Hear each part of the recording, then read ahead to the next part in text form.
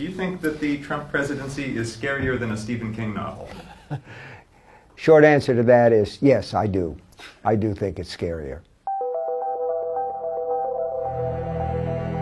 You're not the voice of the people. I am the voice of the people. I will be your voice. Kelson! Kelson! I was sort of convinced that it was possible that a politician would arise who was so outside the mainstream and so willing to say anything that he would capture the imaginations of the American people.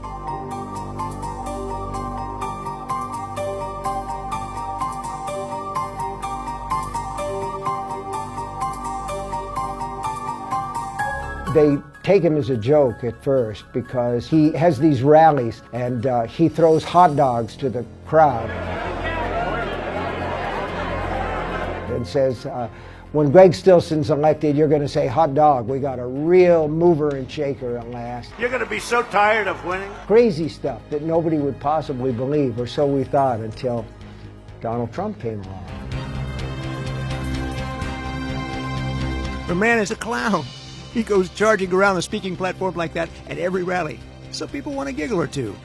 Even more, they want to thumb their noses at a political establishment that doesn't seem able to solve anything.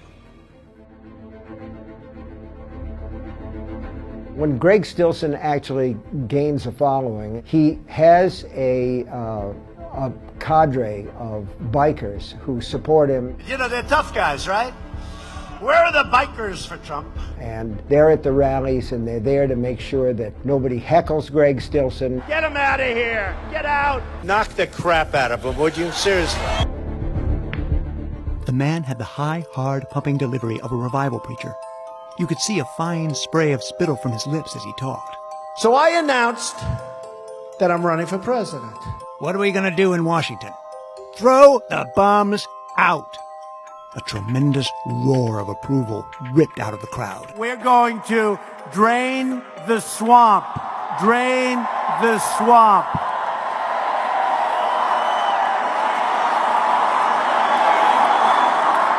My worry at the time that I wrote The Dead Zone was that somebody like Greg Stilson might actually get elected and rise through the ranks, become president of the United States, and start World War III. The missiles are flying. Had I really known the future, I could have had Greg say, well, I've got a button and it's bigger than your button. My button is bigger than yours and my button works? My destiny.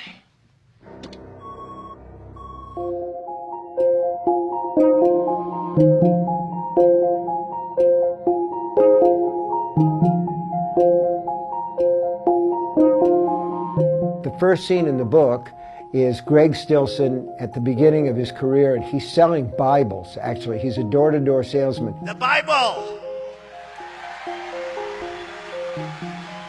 Nothing beats the Bible. Nothing beats the Bible, not even the art of the deal. He's a huckster from the word go, and in that sense, he's got a lot of that Trump genome in him. And the first thing that you see Greg do is he comes out to a house that's empty, and the dog is outside and barks at him and then snags his leg.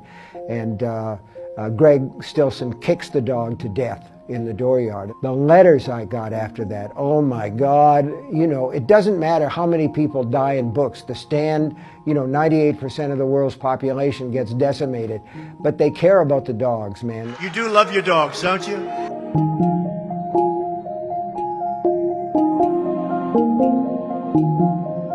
You're the talk of the town. Because I got my head bashed in and I'm still here to talk about it. Because you have the power of second sight.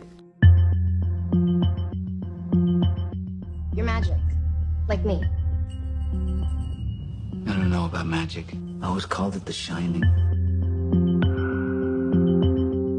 I don't think that I necessarily predicted Donald Trump when I wrote The Dead Zone. I know that American voters have always had a real attraction to outsiders with the same kind of right-wing America First policy. And if that reminds people of Trump, I can't be sorry, because it was a character that I wrote. It was a boogeyman of mine, and I never wanted to see him actually on the American political scene. But we do seem to have a Greg Stilson as President of the United States. You are an expert on books and bestsellers. Should people read the Mueller report? Yes, I think people should read it. One of the things that you're going to be surprised at is how readable it is.